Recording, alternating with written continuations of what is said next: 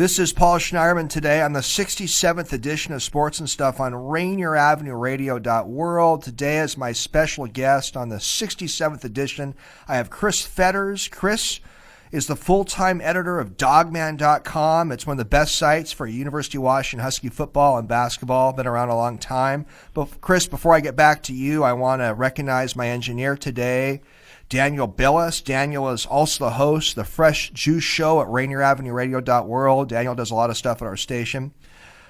We have a lot of shows going on at Rainier Avenue Radio, political shows, lifestyle shows, news shows, music shows. I recommend that people take a look at our station on the World Wide Web, RainierAvenueRadio.world. Our sports department has shows hosted by Rick Dupree, Granville Emerson, Ronald Laurent hosts a great show. Mark Bryant hosts a fitness-based show. All sorts of shows going at Rainier Avenue Radio. Don't want to forget anybody, but we got to kind of keep things moving here. My show's been around now for over 2 years, Sports and Stuff. I practice law full-time in Seattle. I'm doing this on the side, having a lot of fun. You can listen to my shows on my law firm website, plslawoffices.com. A bunch are on Mixcloud. A lot of my shows are on the RainierAvenueRadio.world website. Well, Chris, let me get back to you. As I mentioned earlier, Chris, I believe, is the editor of Dawgman.com. He also hosts a good podcast, which I listened to a little bit this week, Dawgman Radio. Chris is a Bainbridge Island High School graduate and a 91 graduate of Whitman College, really good school. Chris covers Husky basketball and Husky recruiting very extensively. He is pretty much a daily beat reporter for Husky basketball and Husky football. It's sort of a kind of analogous, Chris, to having a White House correspondent on with you, Chris. We get a lot of inside information on the University of Washington sports. Well, Chris, thank you for coming on Sports and Stuff on Rainier Avenue Radio. It's my pleasure. I don't know if I don't know if we have quite as much daily drama as maybe being a White House correspondent, but it's still a lot of fun.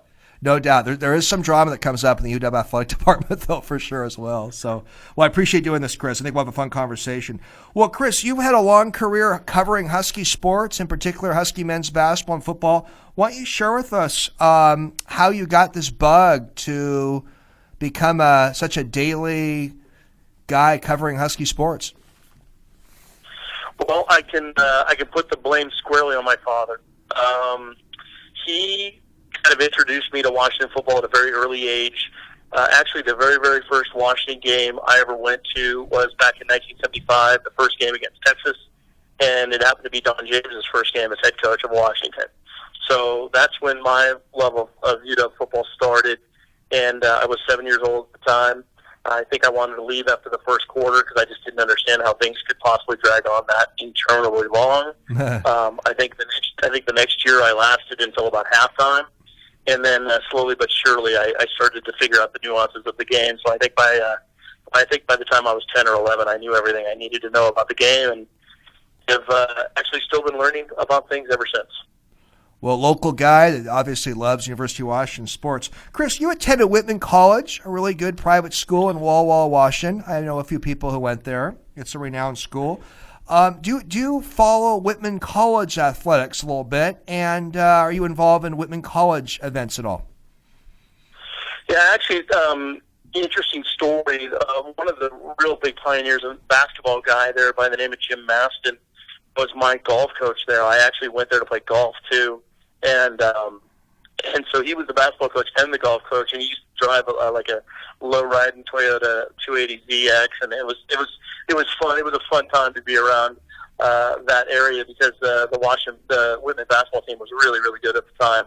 And actually, since in terms of following their athletics, I've been following the men's and women's basketball teams pretty solidly. The men's team actually went to one of their playoff games last year. I just happened to be in Walla Walla at the same time, so it would be perfect.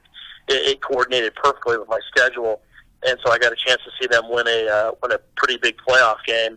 I think they've been to the final. I think they went to the final either last year or year before.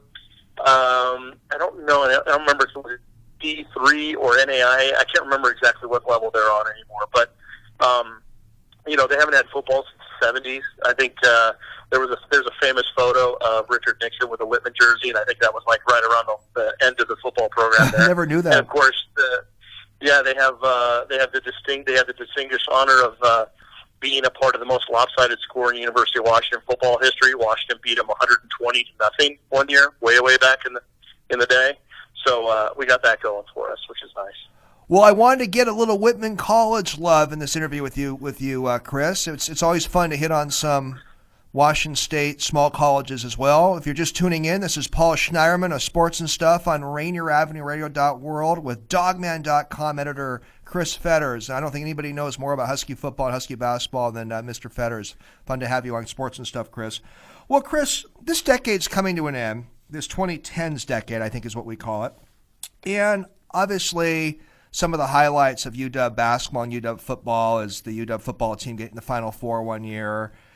Obviously, hiring Mike Hopkins was a highlight. Well, what are some other highlights, Chris, as we look back on this decade that's about to end in UW men's basketball and UW football? Feel free to give me a few little tidbits that maybe are not on a lot of people's minds of major highlights of Washington sports in this decade. Well, I think you can go back all the way back to 2010 if you're talking about this decade, and the decision by Jake Locker to stay for his senior year, and then they got absolutely pounded by Nebraska here in Seattle earlier in the season, and yet went to the Holiday Bowl and beat Nebraska later at the end of the season to give Jake Locker a bowl win to finish off his Washington career on a really high note. I think that was a big part of kind of the transformation from the Tyrone Willingham years where you had the 0-12 season in 2008 back to where Washington was starting to climb back into the realm of the major college football programs. I think that was a big stepping stone because it really signaled that Washington could play some big teams and win and do the things that they had been known to do back in the 70s, 80s, and 90s. So I thought that was a big part of it. Absolutely. And then in terms of basketball, obviously the transition from Lorenzo Romar and the fact that he had the number one recruiting class at the time he was let go, and Jen Cohen's decision to, basically start from scratch in recruiting and hire an unknown who had never been a head coach in Mike Hopkins from Syracuse, and to bring him over, and all Hopkins has done is taken him to the NCAA tournament a couple times. He's the Pac-12 Coach of the Year the last 2 years. His first and only 2 years here at Washington so far. He's kind of transformed the program and really put a whole new sense of energy and passion into the program. And he's gotten two 5-star kids that are starting this year, and Jake McDaniels and Isaiah Stewart. So I think the transition between Lorenzo Romar, who obviously was a long-time fixture at Washington, played at Washington, it was his alma mater, and then, he was a coach there for the better part of 10-plus years, and then switching over to Mike Hopkins and seeing the instant success that he could bring to this program and show everyone that Washington isn't just a football school. I think that was a huge highlight of this last decade. Well, those were just great elaboration, Chris, you gave to my question. And I really enjoyed your answer about Jake Locker back in about 2010, at the beginning of this decade when Washington beat Nebraska in that bowl game. That definitely was a pretty seminal event, so I appreciate you reminding us of that. Chris, obviously Husky coach Chris Peterson is going to be stepping down after the Vegas Bowl. It's obviously a big national and local story. Were you surprised at all by Coach Peterson's decision to step down at age 55 as a Washington football coach? It's a tough question because I am not surprised by his decision to step down. I was absolutely floored by the timing of the decision. And to expound on that a little bit, when we first got to know Chris Peterson really well after he was hired as the head coach back in December of 2013, it was clear that he was not a lifer. He was not like the Bobby Bowden types or the kind of guy that was going to be on the sideline and, would die on the sideline. Right. He had so many other things going on in his life, and he wanted football to be more of a vehicle for his life, kind of a means to it, not the end. And so you could always tell that he was going to maybe coach at Washington, 10 years maybe, and then call it quits maybe when he was in his late 50s, early 60s. But to do it now, I think really signaled a couple of different things. I think, first of all, it really signaled his frustration with not being able to solve the problems on the field that they had this year, because they really did have a few games, namely the game at Stanford, the game at Colorado, the Cal game here, which was the one that had the big 2.5-hour thunder and lightning delay. Which I don't know if we'll ever see that again. But I think it just signaled to him that he was so frustrated not being able to solve the problems, especially on offense, and just was so inconsistent. And I think it really gnawed at him that they couldn't solve that problem. And I think the other thing, too, is that college football is changing in a lot of different ways in terms of now you've got states like California that are going to have, player rights, and they're going to be able to get paid for their image and likeness. Right. You've got, other states are going to follow suit by that. By 2023, that could become just a commonplace deal, which is something that would have been unheard of when Chris Peterson started coaching. I think he's a little jaded about things like the transfer portal, where guys are able to kind of come and go from different schools and land in one place. And if it doesn't work out, they can just immediately go somewhere else. That doesn't really square with, kind of the way that he looks at school and how he would want people to go to the universities that they need to go to for all the right reasons instead of maybe just a coach. They want, he wants to place as much emphasis on education as football, which is, highly unusual, I guess, in this day and age. And part of that is just, he's old school in that way. But, there's so much money involved in the game now that it's just hard to ignore some of those realities. And I just think that in some ways, the game's not necessarily passing him by. But what I would say is I think he just wants to compete on a level playing field. And I just feel like given his priorities and what he wants to see and what he has done with the Built for Life program at Washington, these are all things that he prioritizes that maybe the rest of college football isn't prioritizing as much as the product on the field. Sure. And those are all things that I think he was really having trouble coming to grips with. And I think that he felt like, it's not going to get any better for him. He's just going to constantly kind of fight upstream on these battles off the field. And then on the field, even though the football product itself isn't what he hoped it would be this year, the culture inside the program has never been better. The stability of the program in terms of the coaches that are in it and the administration and the support behind it with Jen Cohen and everybody else has never been stronger. And I just think he felt like this was the right time for him to step down, even though he's not burned out by the job. But I think he is frustrated with it to the point where it was affecting his performance. And it was affecting maybe the energy and the passion and the creativity and some of the things that he's always been really known for. And so I think, like he called it a recharge back when he kind of announced that he was going to step down. And I think that's exactly what it is. It's just a way for him to kind of step back, reevaluate, kind of see where he wants to go, what direction. And he's going to stay still in the football program, or not so much in the football program, but in the athletic department. He's going to, kind of continue this Built for Life thing that he has created. And I think the University of Washington, as a school, is really curious about maybe bringing him into upper campus and integrating his thoughts and his philosophies that he's instilled in the football program and the culture there into the school, and see maybe if it's something that could work in a larger canvas and a larger student base. So we'll see what he can do with that. I think it's something that really excites him. It's the intrigue, the challenge, and we'll see where it goes because, there's still a lot of miles left on those tires, no matter what anyone wants to say about how things were going on the field.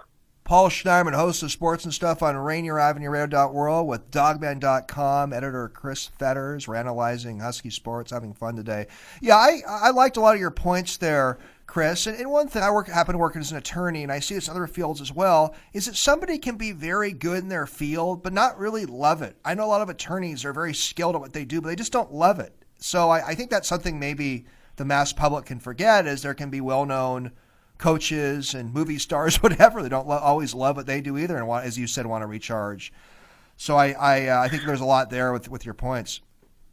Yeah, I think the thing is that he loves football. I mean, and that's the thing. If it was just football, he'd coach it from here on to that. Like, this is a really, really bad analogy, but for anybody that remembers the basketball movie Blue Chips Yeah. with Nick Nolte. Right. And how he kind of gets caught of cheating and having to do things that he would never want to do ethically or morally.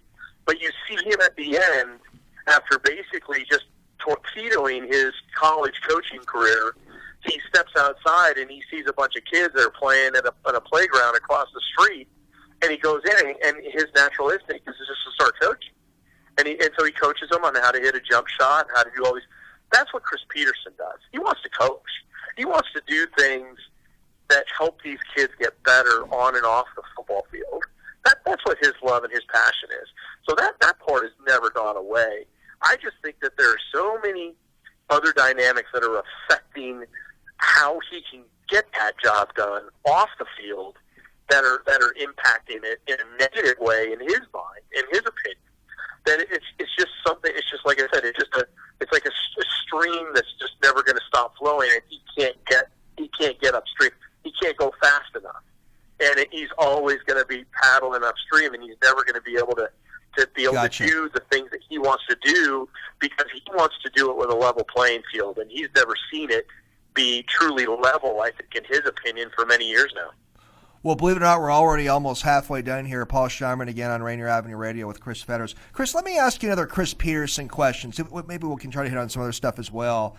And he's not done at the University of Washington yet. He's going to be coaching the Vegas Bowl tomorrow. And when this interview plays, the Vegas Bowl will have concluded this year. But I want you to help me analyze Chris Peterson's 6-year run at University of Washington. Let me throw out 3 Hall of Fames. Do you think he'll be inducted one day in University of Washington Hall of Fame? Do you think he'll be inducted one day in the Pac-12 Conference Hall of Fame? Do you think he'll be inducted one day in the College Football Hall of Fame? Give me your Hall of Fame predictions on Chris Peterson, Chris. I'm curious to get your perspective.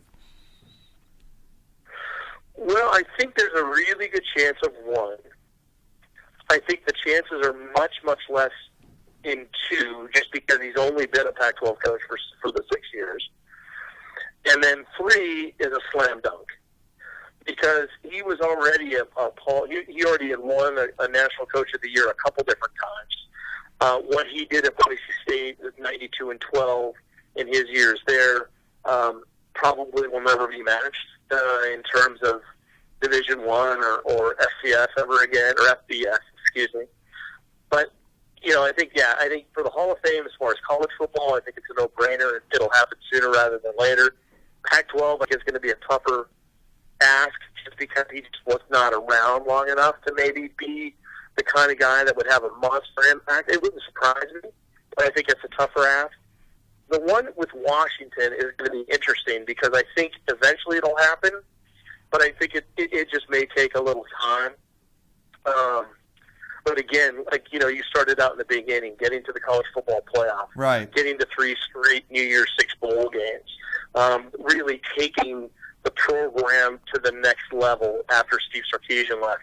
These were all really, really important steps that doubt. Chris Peterson needed to do, and he did them. And the best, I think, the one thing you can say about a coach is, did he leave it in a better place than he found it? And it's an unequivocal yes for that. And so, by those type of markers, you would think he'd be a shoo-in for the Hall of Fame. I just don't know, kind of what their criteria is, how long you have to be out before you can be put in, type of thing. Right. I'm not exactly sure what their guidelines are on that kind of stuff, but I would think it will happen. The second one, again, a little tougher, but for sure, College Football Hall of Fame. In fact, he probably will be inducted, I would think, in the College Football Hall of Fame, maybe even earlier than the Washington Football Hall of Fame, or Washington Hall of Fame. You probably agree, Chris. I find the Hall of Fame discussions in all sorts of sports, and even with music, to be interesting. It's always good fan chatter. Well, let me move on to something else, still related to Chris Peterson, anyways. But let me move on to Jimmy Lake.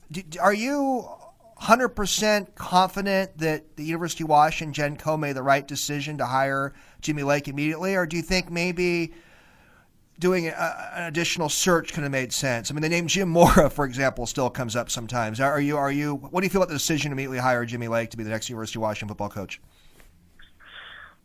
Yeah, it's a really good question, because I think that's something that maybe fans would be curious to know. Like, how much real due diligence did you decide to do?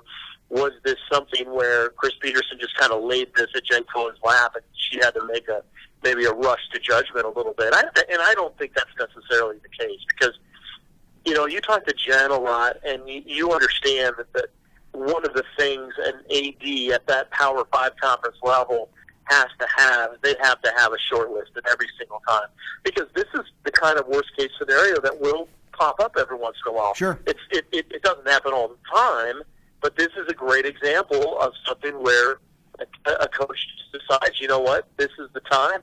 I know it's the right time. I feel like it's in the right hands. This is the premier opportunity that we have to make sure that the transition can be as seamless as possible. And so Jen had to think about that, obviously, for a little bit, but it really makes a lot of sense if you go all the way back to when Jimmy Lake was initially hired, even back in 2004 when he coached at Washington for 1 year under Keith Gilbertson. So he understands the Washington program from 15 years ago. And yes, that staff got completely blown out, and you know, he went on to go have a good coaching career in the NFL with a few different programs and what have you. And then obviously he went to Boise, and that's where he connected with Chris Peterson. And the Built for Life thing, you know, he called it the secret sauce. He wanted to know how Chris Peterson was so successful in a smaller program like that, and not only that, put out NFL-type players year in and year out, because when he was in the NFL and he was scouting these guys, every year there would be guys from Boise State that would pop up, and he'd be like, these guys are super impressive for a group of 5 program or a lower 2 program, Mountain West program. These guys are putting out guys that are NFL ready. I want to know how they do it.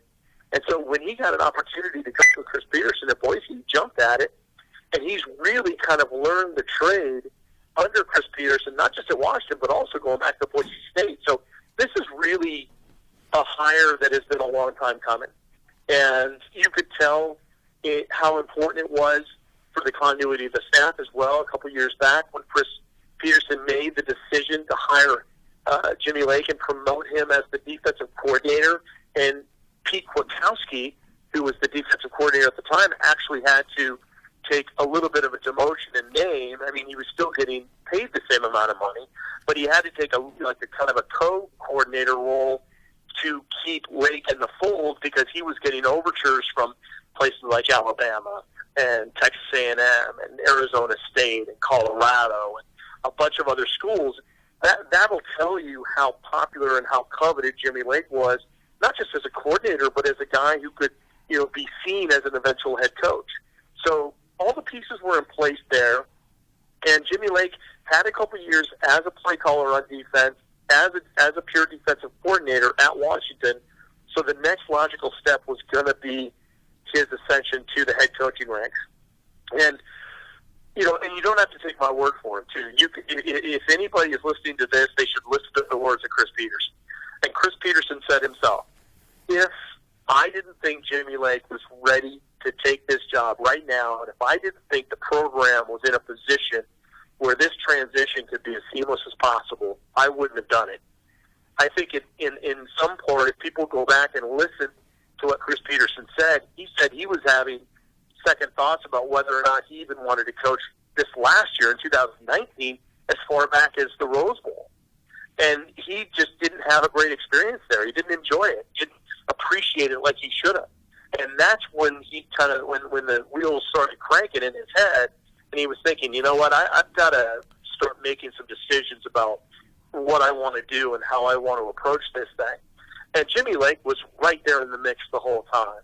So I think in that sense, if you go by Chris Peterson's own words, and if you go by, Jimmy Lake's resume, how he has steadily built this thing over years, going from a position coach to a co-coordinator to a defensive coordinator, a play caller, and now he's the head coach, everything just kind of lines up. Kind of lined up. We got about less than 3 minutes left. Paul Schneiderman, a host of Sports and Stuff on Rainier Avenue Radio with Chris Fetters. Chris, try to get a little bit more in with our short time frame left. Were you surprised at all, or I should say impressed, that it looks like Jimmy Lake's going to be able to keep all the recruits that Peterson, originally Peterson guys? Are you impressed? You know what? I will say it is an impressive thing. I wouldn't say I'm impressed by what Jimmy Lake did, because I've already been impressed over the years by Jimmy Lake as a recruiter first. Not even thinking about him as a position coach, which he is obviously an amazing position coach.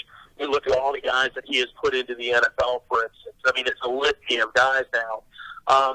But just his ability to connect with the kids, connect with the prospects, connect with the parents, because we all understand that recruiting is just like marketing. It's all about telling people a story that they want to hear. Sure. He has got a great story. And if you look at all the guys that go into the NFL, they just add to that story. So he's already had something that he could market with the Built for Life, with the whole Washington football experience, with the education and everything else. He understood that being at the University of Washington was a unique opportunity for him to really elevate his own game. And he's shown that over the years as far as a recruiter goes. So for him to maintain all the 23 kids that ended up signing on Wednesday was not a surprise to me at all, because I just assumed that was something that Jimmy Lake would take for granted. I think what's going to be really interesting. Hey, Chris, real quickly, to see how he takes that and runs with it. All good stuff, Chris. We got like 30 seconds left. Great Jimmy Lake analysis. Here's my final question. Is the 2020s going to be the decade when Washington men's basketball finally gets back to the Final Four? Yeah, I mean, Jeff Goodman, one of the most esteemed basketball analysts, had him in their preseason Final Four, and they went up and beat Baylor and Alaska and have lost close games to Tennessee and Gonzaga. So I think they're right on track. And if they can get all their young talent really gelled together, Jaden McDaniels, Isaiah Stewart, some of these other guys, I think they got a chance to really make a nice run and hopefully make some magic happen. Because, we haven't seen a run since Sweet 16, and it's been a long time coming. Exciting stuff ahead, Chris. Thank you so much for coming on Sports and Stuff on Rainier Avenue Radio. Merry Christmas, Happy Holidays to you. You and I will be in touch. Thank you so much. Same to you. Thank you.